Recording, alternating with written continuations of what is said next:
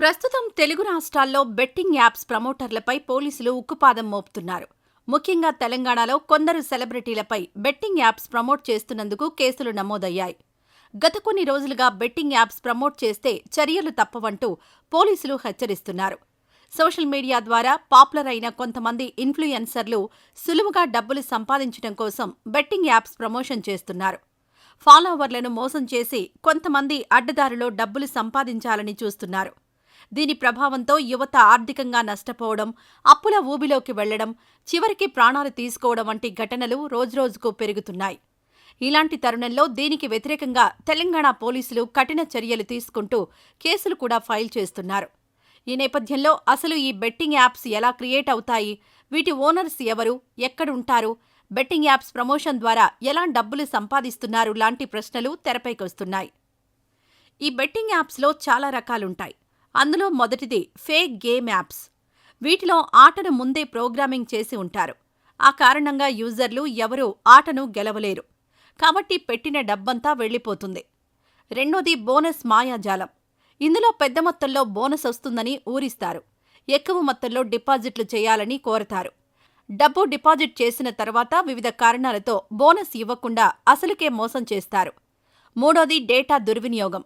యాప్స్లో account create చేసుకునేటప్పుడు మన సమాచారాన్ని మొత్తం అందులో ఇవ్వాల్సి ఉంటుంది. Email, phone number, bank account details ఇలాంటివన్నీ ఇచ్చిన తర్వాత వాటిని హ్యాక్ చేసి మన సమాచారాన్ని దుర్వినియోగం చేస్తుంటారు. బెట్టింగ్లో డబ్బులు సంపాదించడం కంటే పోగొట్టుకునే వారి సంఖ్య ఎక్కువ. సాధారణంగా పేద, మధ్యతరగతి ప్రజలు బెట్టింగ్ యాప్స్లో డబ్బులు పోగొట్టుకున్న వారి జాబితాలో ఎక్కువగా ఉంటారు. డబ్బుల అవసరం ఎక్కువగా ఉండే వ్యక్తులు ఈజీగా డబ్బులు సంపాదించవచ్చనే ఒక ఆశతో జూదానికి అలవాటు పడతారు. మొదట తక్కువ మొత్తంలో ఆడదామని, వస్తే వస్తాయి పోతే పోతాయనే కాన్సెప్ట్లో బెట్టింగ్కు అలవాటు పడతారు. తీరా డబ్బులు పోయిన తర్వాత కనీసం మన డబ్బులు మనకు వచ్చే వరకు ఆడదామనే ఆలోచనతో అప్పులు చేసి ఆడడం మొదలు పెడతారు. అప్పుల భారం ఎక్కువ కావడంతో తీర్చే ఓపిక లేక చాలామంది ఆత్మహత్యలు చేసుకుంటున్న ఘటనలు ఎన్నో చూస్తున్నాం. ఇటీవలి కాలంలో చాలామంది బెట్టింగ్ యాప్లను డెవలప్ చేసి వాటిని ప్రమోట్ చేయడానికి సెలబ్రిటీలను ఉపయోగించుకుంటున్నారు. వీరిలో దాదాపు అందరూ విదేశాల్లోనే ఉంటారు. ఈ సెలబ్రిటీలు కొన్ని గ్రూపులు ఏర్పాటు చేసి ఆ గ్రూప్స్లో బెట్టింగ్ యాప్స్ను ప్రమోట్ చేస్తున్నారు. ఇన్ఫ్లుయెన్సర్స్ చాలామంది టెలిగ్రామ్లో గ్రూపులు క్రియేట్ చేస్తున్నారు.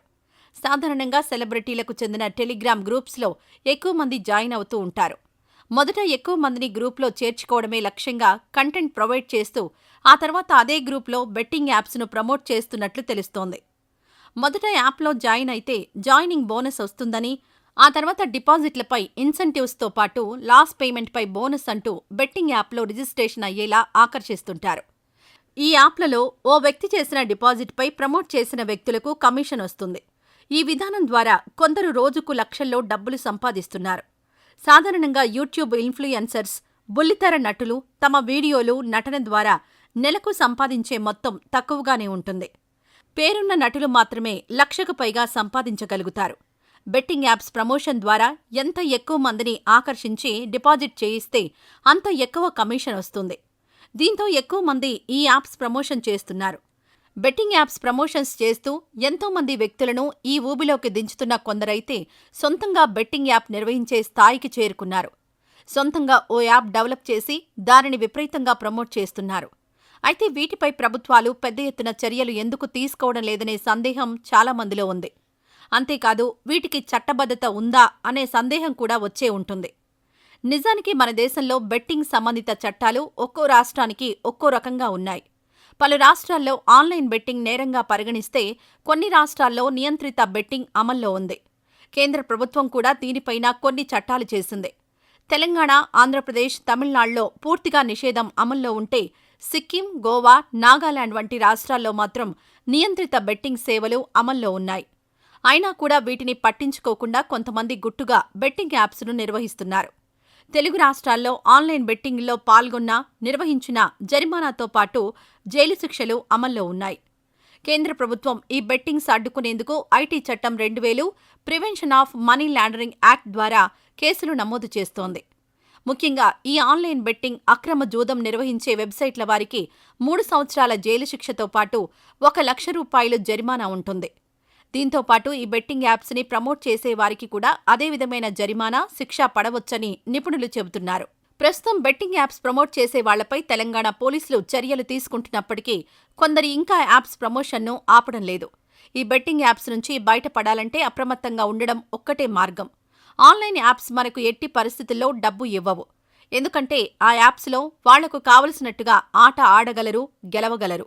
కాబట్టి అదొక సాఫ్ట్వేర్ అనే విషయాన్ని అందరూ గుర్తుపెట్టుకోవాలి. అలా కాకుండా అత్యాశకు పోయి ఇలాంటి యాప్స్ ద్వారా మోసపోవద్దు.